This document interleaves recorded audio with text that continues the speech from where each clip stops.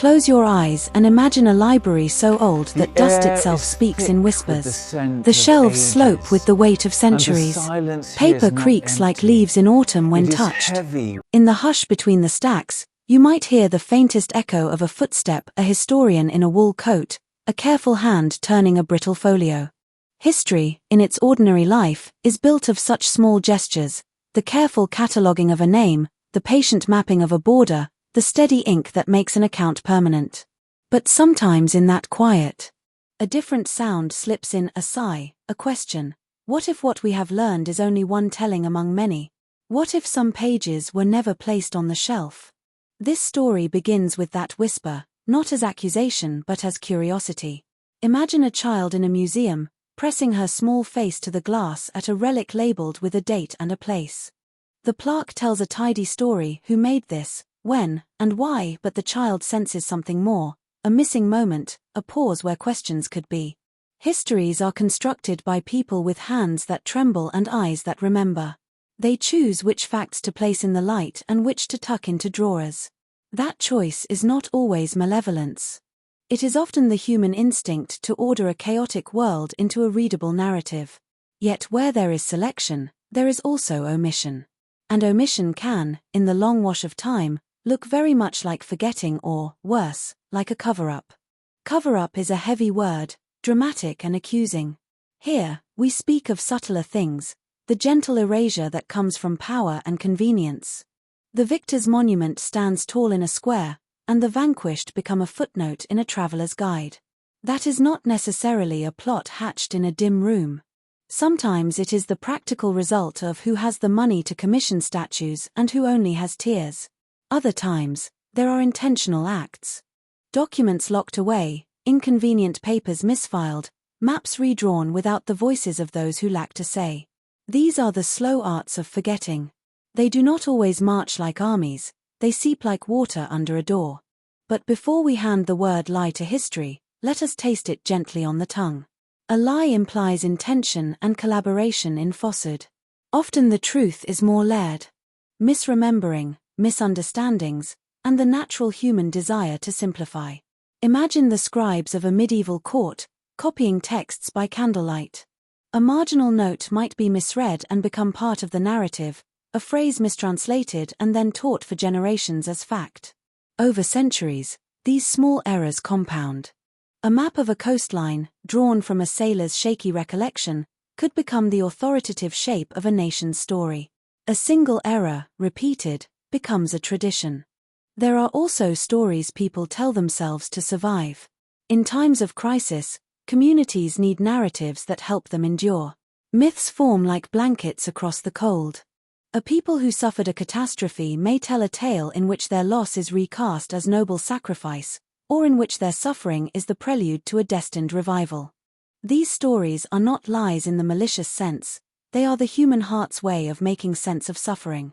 Yet when those comforting tales become the only narrative taught in schools and recited in ceremonies, they harden into versions of history that exclude alternate truths, the voices of the ordinary people, of the defeated, of the dissenters. And then there is discovery, a sudden wind that flips the pages of the past. Archaeology, new forensics, a sealed archive opened publicly, each is a moment when a hidden voice can re-enter the conversation. Imagine, for a moment, an excavation near a dusty hill where children once played.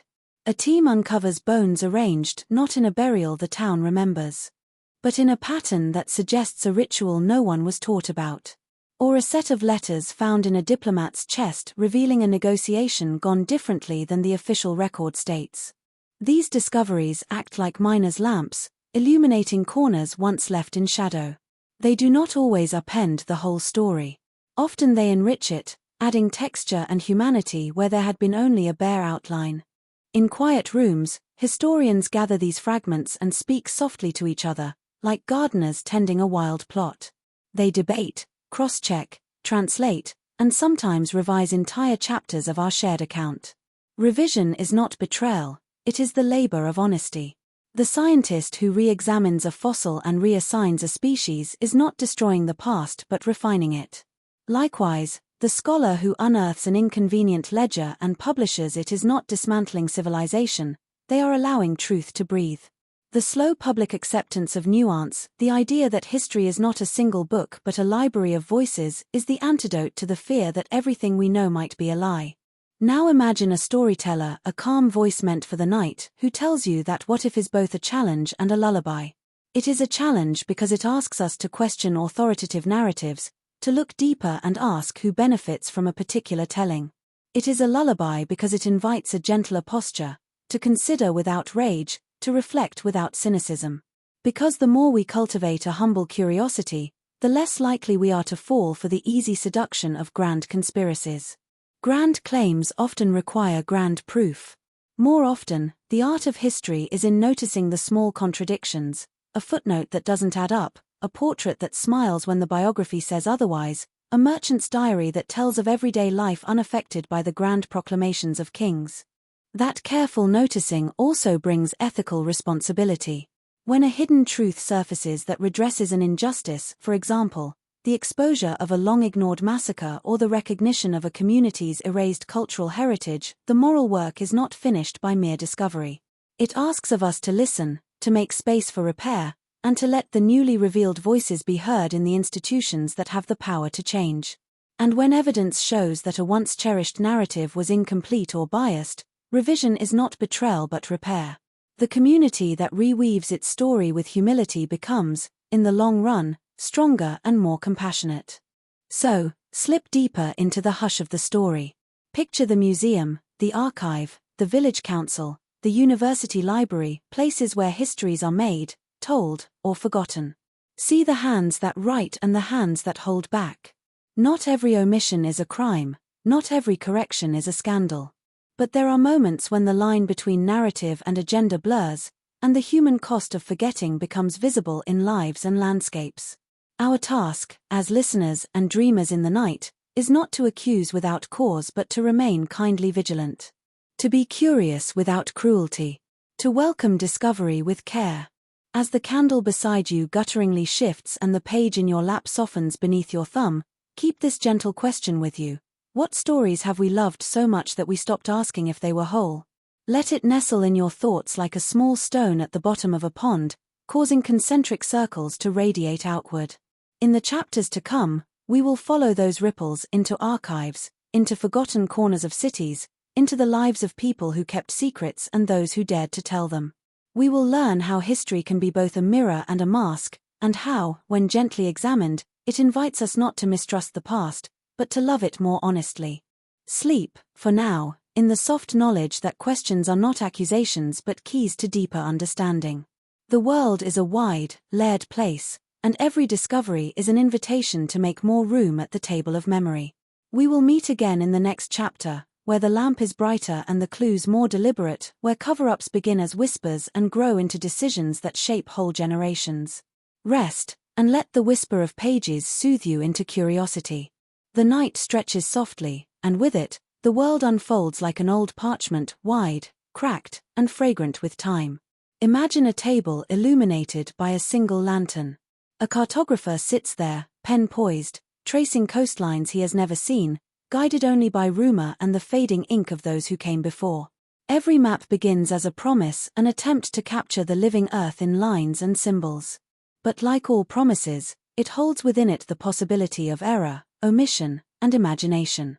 And that, dear listener, is where history begins to blur. Maps, after all, are stories told by power. They claim to represent the world, but they are not the world. They are agreements, sometimes fragile ones, between what we know and what we wish to claim. Long ago, when sailors returned from distant voyages, they would bring with them not only spices and tales, but sketches, coastlines sketched by trembling hands, dotted islands born from fog and misdirection. These sketches would be copied, embellished, and printed, soon finding their way into atlases that shaped the world's understanding of itself. But many of those islands were never real. Some lands existed only in imagination, born of error, or perhaps, of convenience. And yet they appeared in classrooms and libraries for centuries, shaping the borders of belief. Close your eyes and picture the lost island of Hy Brazil, once marked off the west coast of Ireland. It appeared on maps for over 200 years, said to rise from the mist every 7 years before vanishing again. Sailors searched for it endlessly, kings issued charters claiming its discovery. But it was never found, because it never was. And yet, its ghost lived on in documents, trade routes, and even in stories of explorers who swore they had glimpsed its shores in twilight haze. History absorbed it as if it had flesh and soil. That is how a myth becomes geography and how geography becomes truth. But not all forgotten maps are the result of fantasy. Some are crafted with deliberate silence. There are maps that remember empire but forget the people beneath it, maps that draw neat lines through deserts where nomads once roamed freely, maps that name continents after conquerors while erasing the tongues of those who lived there first. These are not errors of ignorance.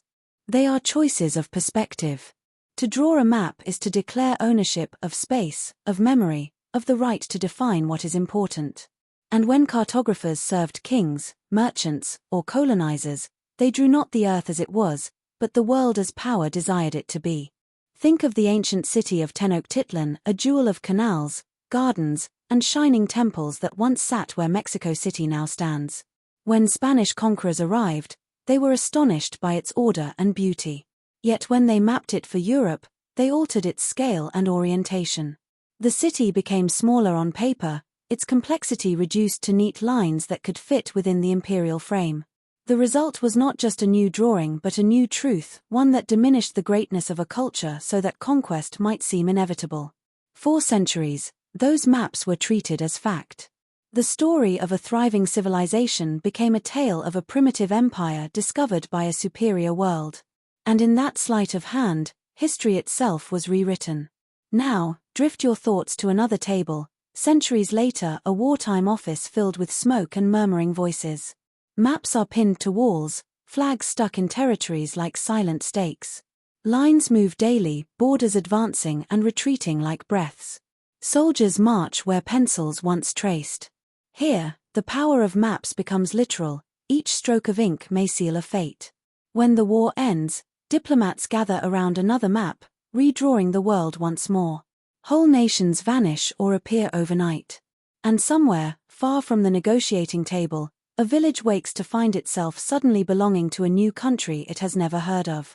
Language, law, and loyalty shift, not because of war, but because of a map. In such moments, history does not lie outright, it merely forgets. It forgets the farmers whose fields are cut in half by invisible lines, the traders whose routes are declared foreign, the children who grow up between borders and belong to neither side. The maps hang proudly in embassies and museums, symbols of order and peace. But for those who live on the margins of those lines, the world becomes smaller, stranger, and less their own. Yet not all maps deceive in malice. Some simply mirror the limits of human understanding. In ancient China, early cartographers drew the world centered on their emperor's capital, surrounded by lands that grew hazier with distance.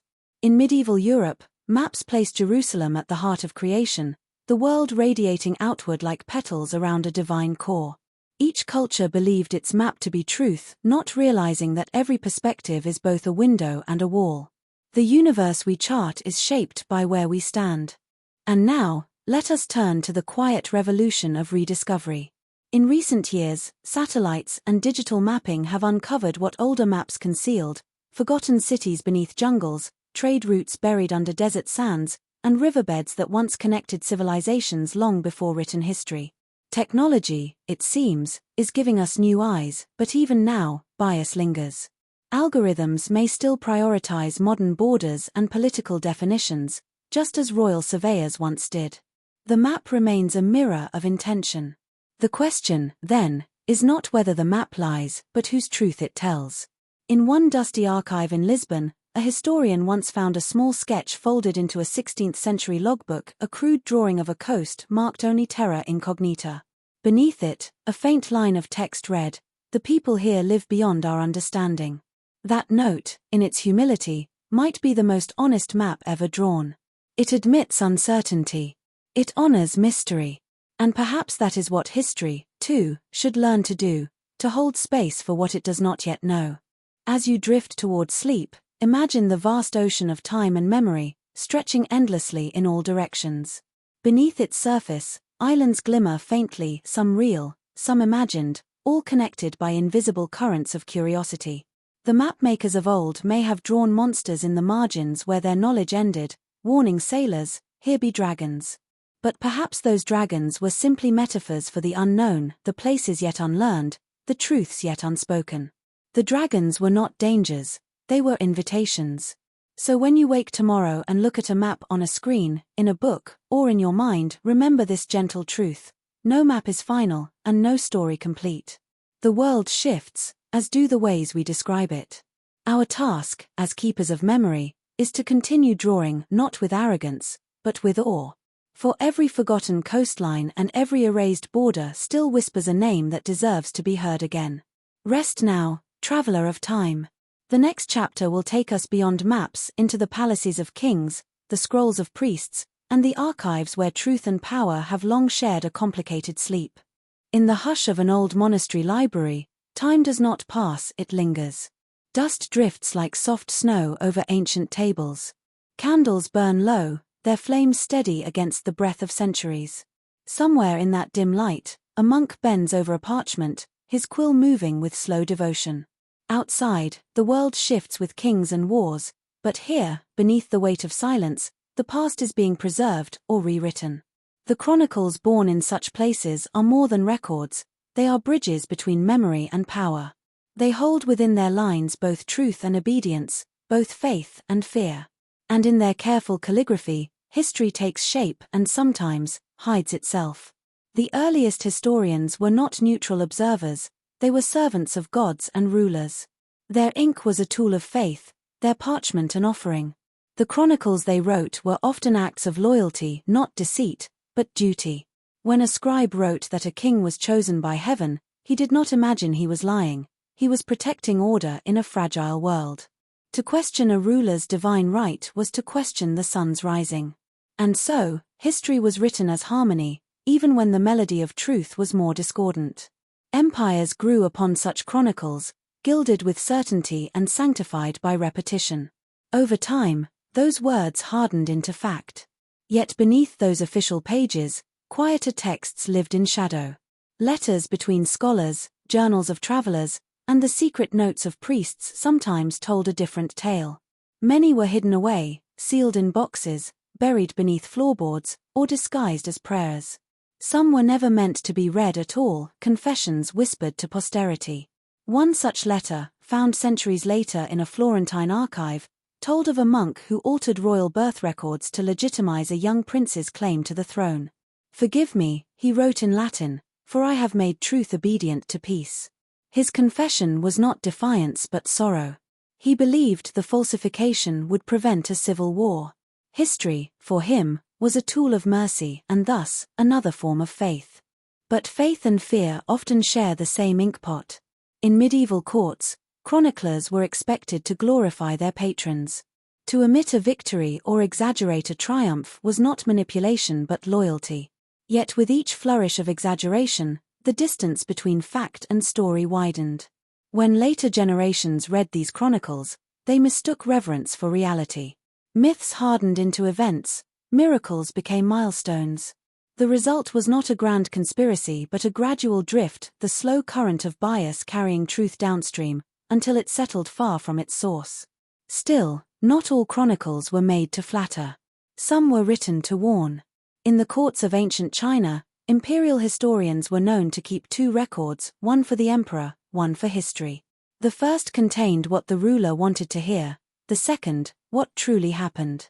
The secret version was often hidden until long after the ruler's death. It was a quiet rebellion in ink, a way for truth to survive tyranny.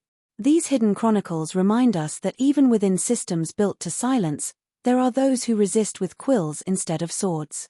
Now, close your eyes and imagine the scent of old paper, warm, faintly sweet, tinged with candle smoke.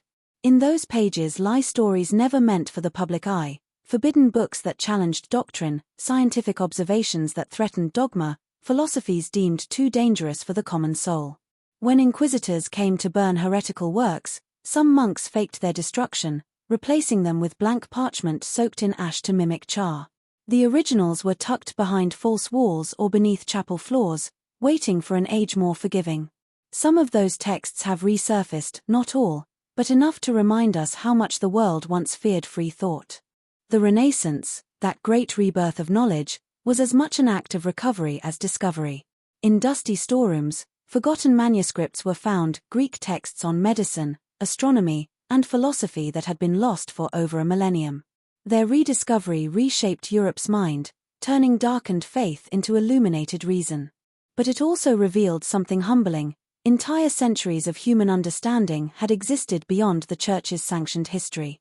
The world had been far wider than its recorded memory allowed. And for every scroll recovered, there were others still lost, burned, or erased. The silence of those absences still lingers, a reminder that history is not only what survives, but what is allowed to survive.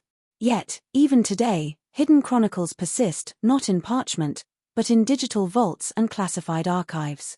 Governments guard their secrets with the same instinct as kings once did. Documents sealed for 50 years for national security are the modern equivalent of those locked monastery chests. Perhaps one day they too will be opened, revealing not grand conspiracies but the familiar pattern of human frailty, errors, pride, fear, and the desperate need to control how the story will be told. The mediums have changed, but the instinct is eternal. Humanity, it seems, cannot resist editing its own memory. Still, not all secrets are sinister. Some are acts of protection. In war-torn regions, archivists have risked their lives to hide cultural treasures, manuscripts, artworks, and oral histories from destruction. When the bombs fell on Sarajevo in 1992, librarians formed human chains to rescue volumes from burning buildings.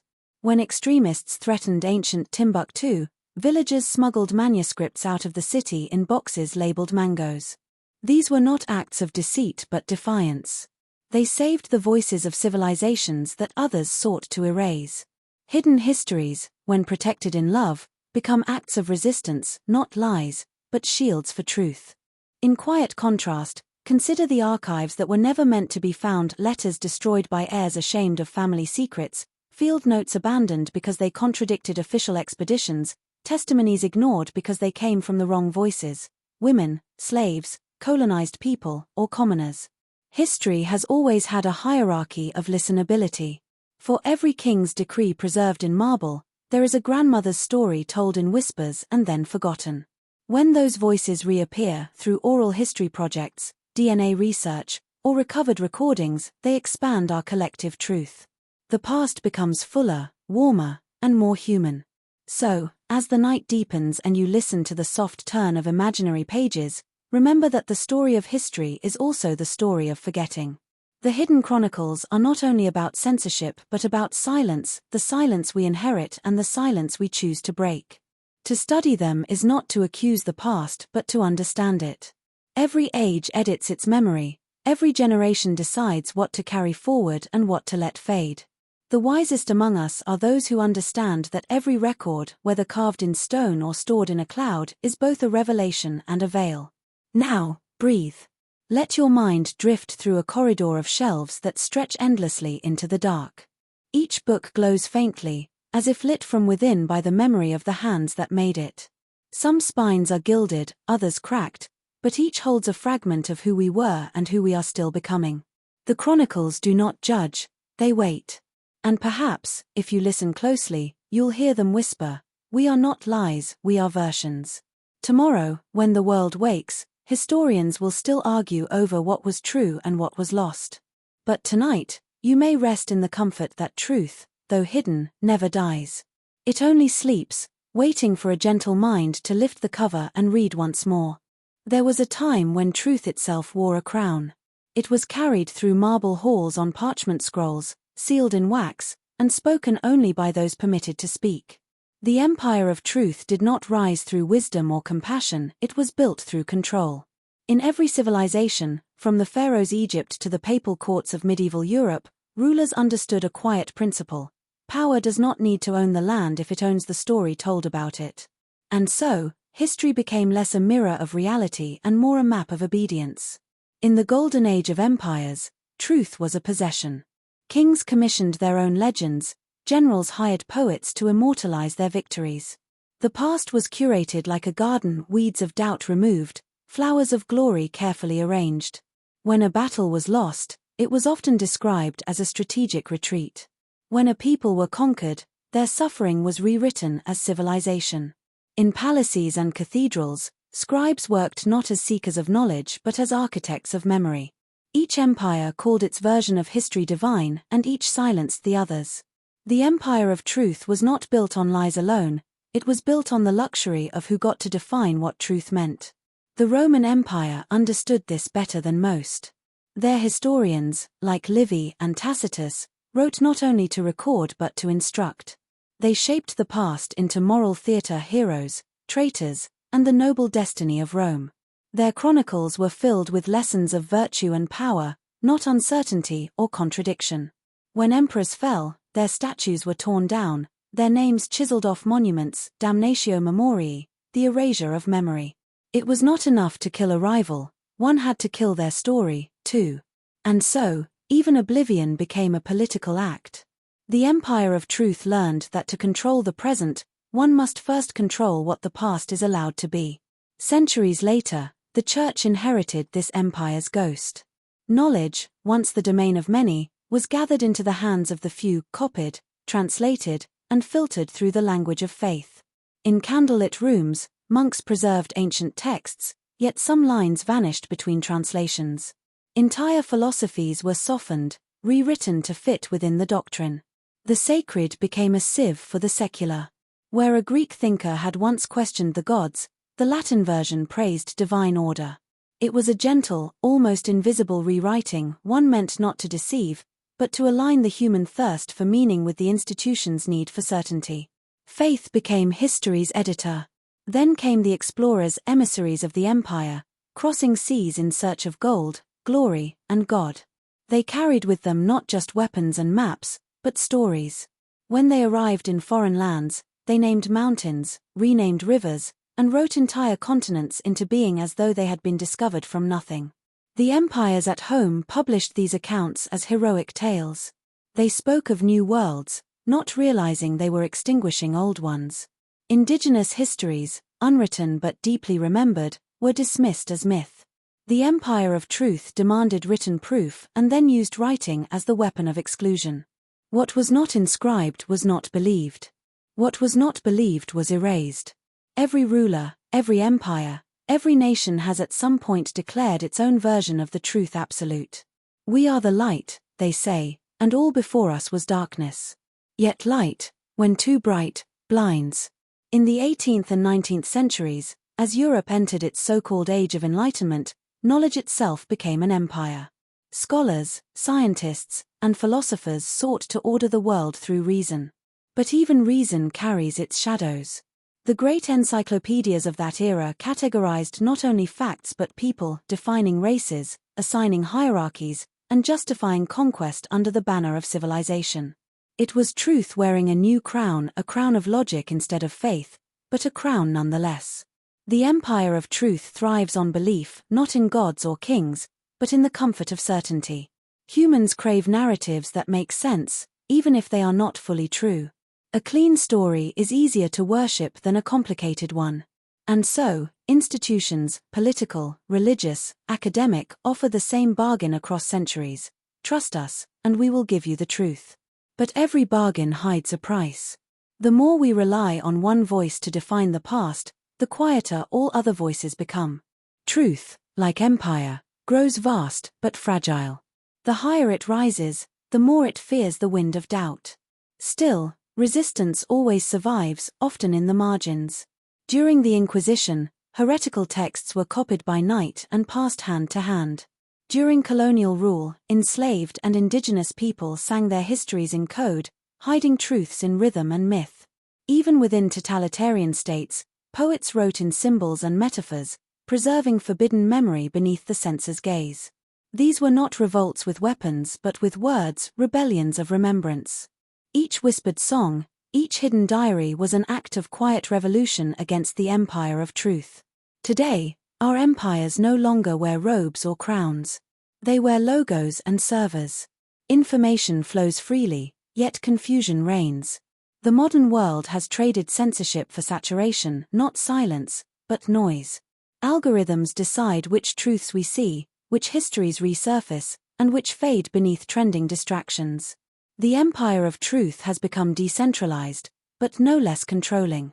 The question is no longer who writes history, but who programs it. And as before, those who hold the pen or the code shape not only memory, but meaning itself. Yet in this chaos, there is hope. Because for the first time, history's ownership is contested not by kings, but by everyone. Digitized archives, oral history projects, and forgotten voices are emerging from the shadows. Ancient languages are being decoded, indigenous calendars are being restored. The empire of truth is cracking, not collapsing, but transforming. The world is learning that there is no single truth of the past, only a constellation of truths seen from different eyes. And in that realization, humanity rediscovers humility. So let us end this step with a vision, a soft, glowing library without walls. Shelves made of light, filled with memories from every culture, every faith, every forgotten voice. There, a Babylonian scribe's tablet rests beside an Amazonian shaman's chant, a medieval nun's journal beside an African griot's song. None claims supremacy, all exist together, breathing in quiet harmony. This is the dream beyond the empire, not the destruction of truth, but its liberation. As you drift toward sleep, remember this: power can command words, but never meaning. Meaning belongs to those who seek, who question, who refuse to let history harden into dogma. The empire of truth may still stand, but its gates are open, and through them, we walk gently, carrying candles instead of swords. Beneath the surface of our modern world, under layers of stone and sand, sleeps another world entirely, a world built by hands that no longer exist, guided by minds whose dreams we can only imagine. These are the lost civilizations, the quiet ghosts of humanity's earliest brilliance. They do not scream to be remembered, they hum softly through the ruins, whispering that the story of mankind is far older, deeper, and stranger than the pages we have read. Every shovel that touches ancient earth uncovers not only relics but doubts about who we are and how far back our footsteps truly go. The sands of Egypt were once the guardians of one such whisper. Long before the first pyramid pierced the sky, older stones lay beneath eroded monuments and carvings that hinted at forgotten builders. Some researchers claimed that water, not wind, shaped the Sphinx's body, meaning it could be thousands of years older than accepted history allows. The desert had become a library, its pages sealed by time. And perhaps that was no accident. Dynasties rewrote dynasties. Each pharaoh proclaimed himself the sun reborn, erasing the light of those before. What we call ancient Egypt may itself have been a copy of something older, a civilization swallowed twice by sand. Travel east, and the stones rise again in the valleys of India. Along the dried bed of the Saraswati River, archaeologists have found cities of the Indus, Harappa, and Mohenjo-Daro planned with mathematical precision. Streets laid in perfect grids, drainage systems more advanced than those of medieval Europe. Yet these people left behind no grand monuments, no boastful inscriptions. Their script remains undeciphered, their rulers unknown. It is as if an entire culture decided to speak not to us, but to the earth itself. Then, one day, they vanished, perhaps to drought, perhaps to war, perhaps to a silence we cannot name. The empire of truth, as we saw before, favors those who shout. The Indus whispered, and so history forgot.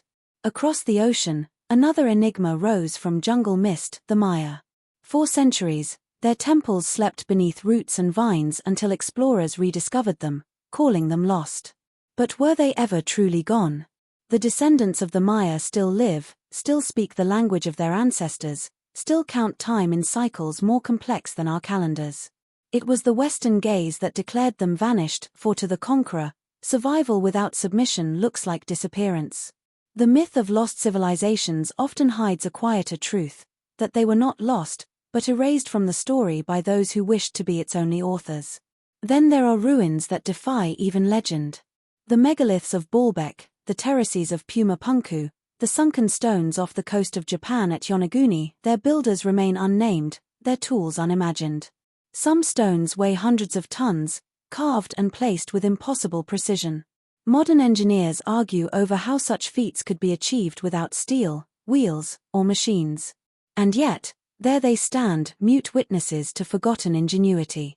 Perhaps they were built by cultures that mastered nature differently, not through force but resonance, sound, vibration, magnetism. Or perhaps our ancestors simply knew more about harmony than conquest, and we, in our arrogance, cannot yet hear the music they left behind.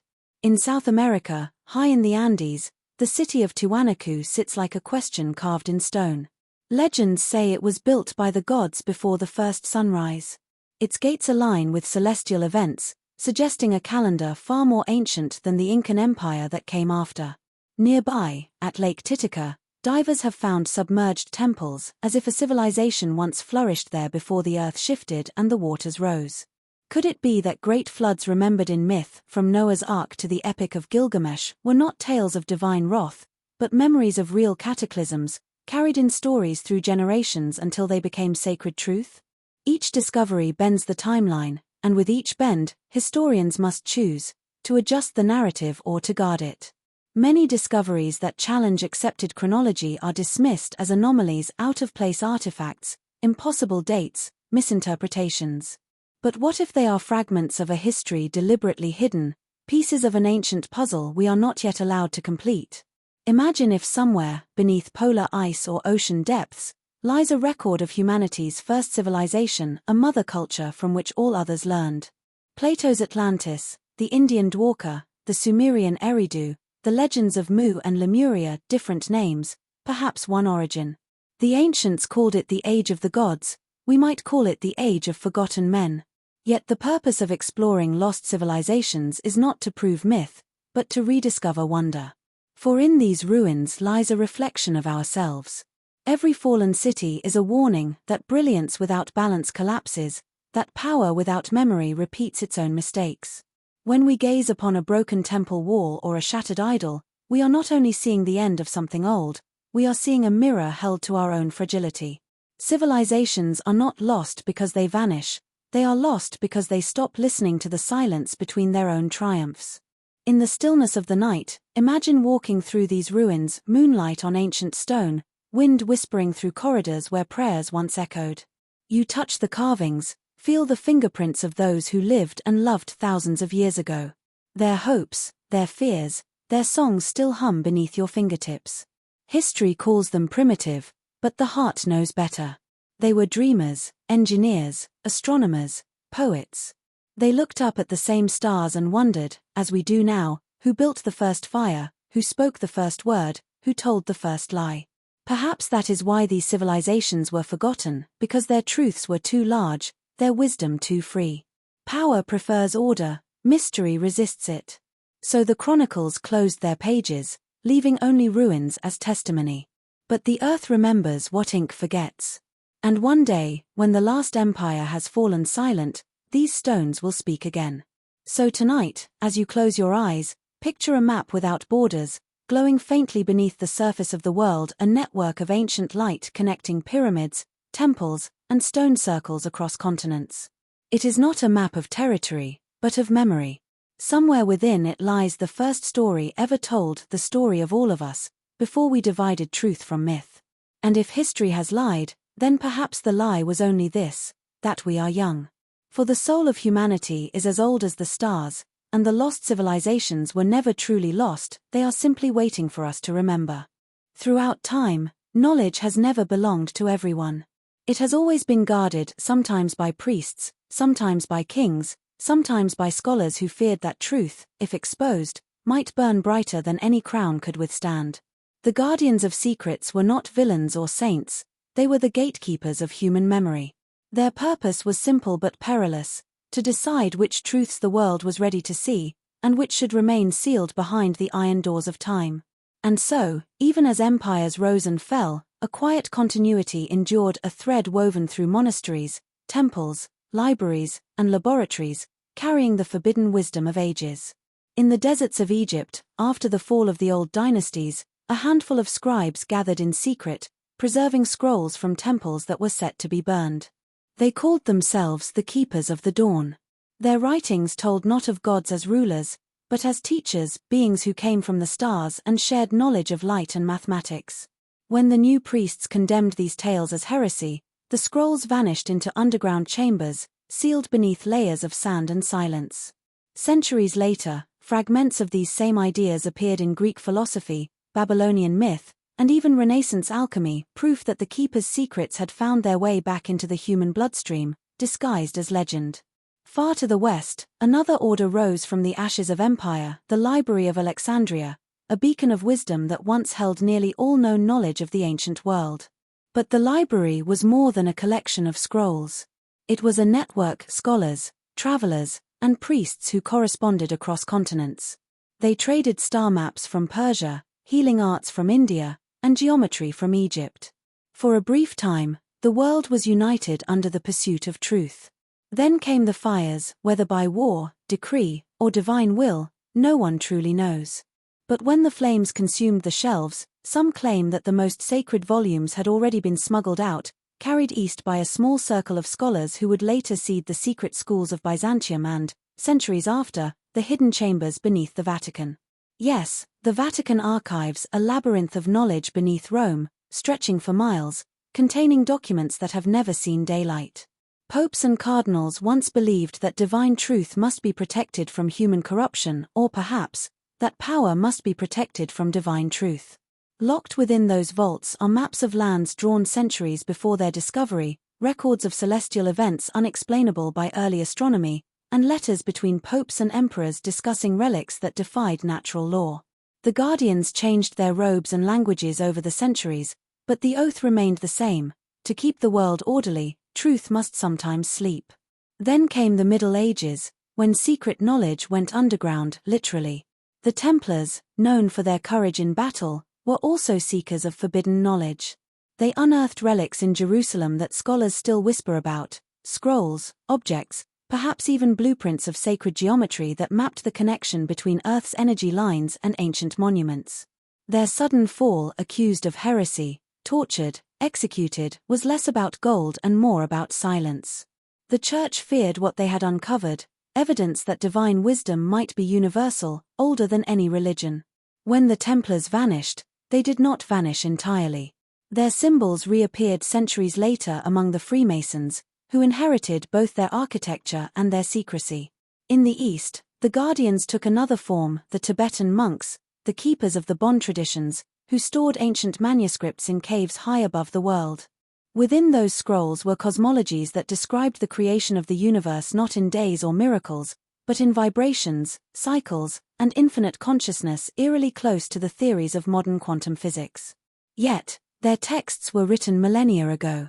How could men of Stone Age tools speak of energy fields and atomic resonance? The answer lies in transmission, an unbroken lineage of wisdom that flowed quietly through time, crossing mountains and oceans in the minds of those entrusted to guard it. During the Renaissance, as science reawakened, the guardians took on new disguises. They became alchemists, astronomers, and artists, encoding sacred truths into art and invention. Leonardo da Vinci's notebooks, Galileo's telescopes, Newton's symbols all contained fragments of an older language. The laws of gravity, perspective, anatomy, and chemistry, these were not discoveries, but rediscoveries, glimpses of wisdom long buried. Even the famous painting of the Last Supper hides geometrical alignments and cosmic proportions, reminders that truth, when censored, will always find another canvas. But as centuries passed, guardianship changed from preservation to control. In the modern age, secrecy became power. Governments formed classified archives, intelligence divisions, and black projects, not to protect humanity's innocence, but to protect their own advantage. Ancient artifacts, once symbols of wonder, became military assets. UFO files, archaeological anomalies, forbidden patents, all stored behind locked doors, all denied with a smile. The new guardians wear suits, not robes. They operate under codes of silence instead of oaths of purity. Yet, the purpose remains familiar: to keep the world believing that history began only when it was written. What, then, is the cost of this guardianship? Perhaps the greatest loss is not the knowledge itself, but our right to wonder. When mystery is hidden, curiosity withers. When truth is rationed, imagination fades.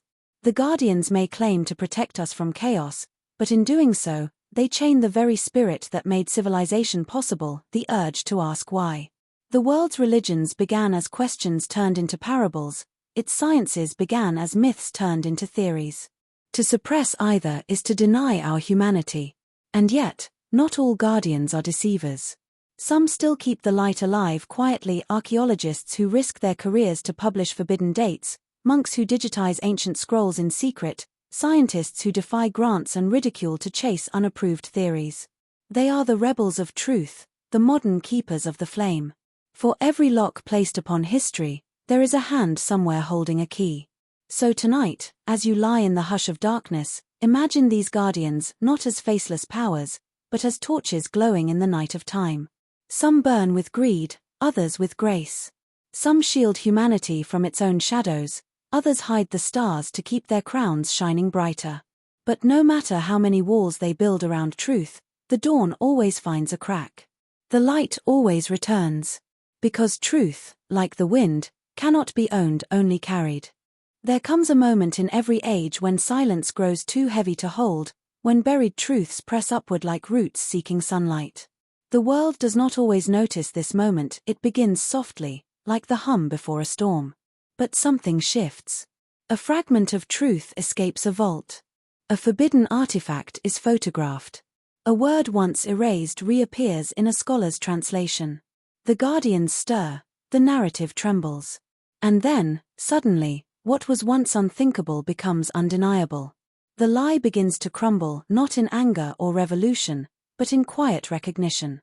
Humanity, weary from illusion, starts to remember itself.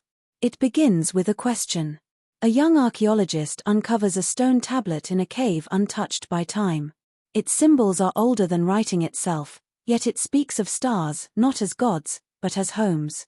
She sends her findings to a journal. They are dismissed as fantasy.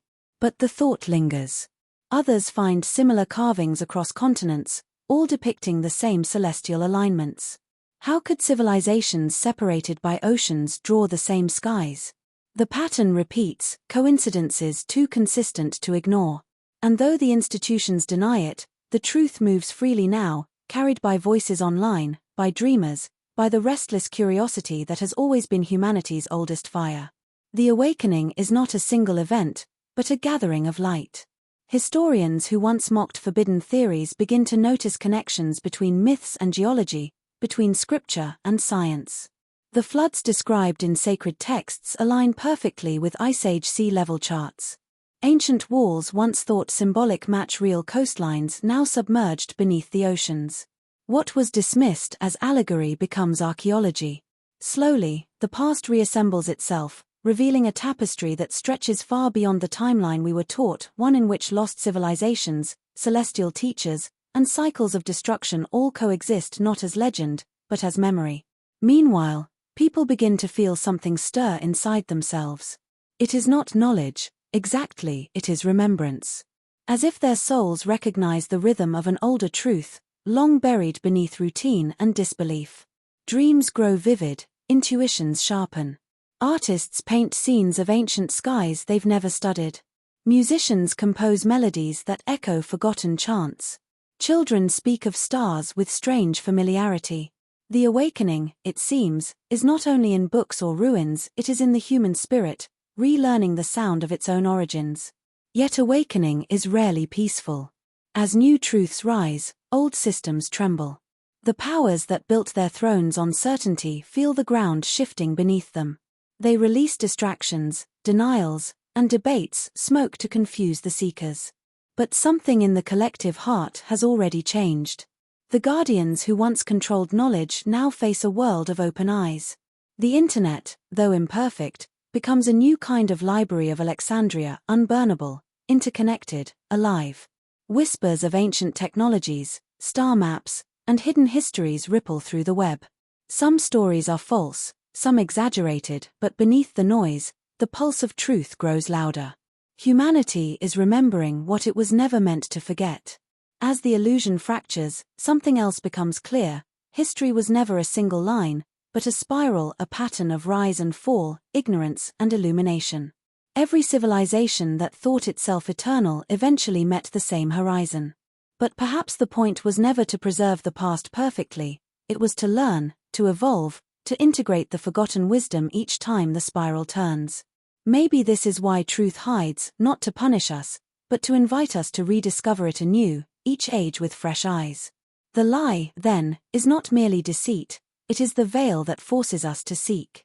In this realization, fear fades. Humanity begins to forgive itself for not knowing, for believing the stories written by conquerors. People start to listen differently to the earth, to each other, to the silence between words. Ancient temples once seen as relics become resonant spaces again, vibrating with sound and meditation. Science opens its borders to philosophy, spirituality embraces data. A new synthesis emerges, knowledge and wisdom reunited after millennia of exile. The old separation between myth and fact dissolves like dawn mist, and truth, at last, stands unguarded. But the most profound awakening is personal. Alone in the quiet of night, one might feel the universe breathing not as something distant, but as something within. The stars above are not cold fires, but reflections of the same light that burns behind human eyes. The ancients who built pyramids, carved monoliths, and charted the heavens were not strangers, they were us, in another dream. Every generation is both the guardian and the seeker of truth. The lie was never total, it was only the forgetting. And so, the final revelation is gentle. History may have been rewritten, but the truth was never destroyed. It lived in stories, in symbols, in art, in the yearning for something more. It lives still in the wonder of a child, in the scientist who questions accepted facts, in the poet who dares to imagine eternity. The awakening is not a rebellion, it is a remembering. A return to the harmony we lost when we began measuring the world instead of feeling it. Tonight, as you drift toward sleep, imagine standing on the edge of time. Before you stretches every civilization that ever was: Atlantis rising from silver waves, the pyramids gleaming under twin moons, temples humming with sacred geometry, libraries glowing with eternal light. You realize that history was never linear, it is a living heartbeat. The past, present, and future all exist in this single breath. You are not outside of history, you are its continuation, its voice, its witness. And as the last veil lifts, the stars whisper not of gods or kings, but of possibility. They say, you were never meant to be told the truth, you were meant to find it. And in that moment, the lie dissolves completely, leaving only silence, vast, peaceful, and awake.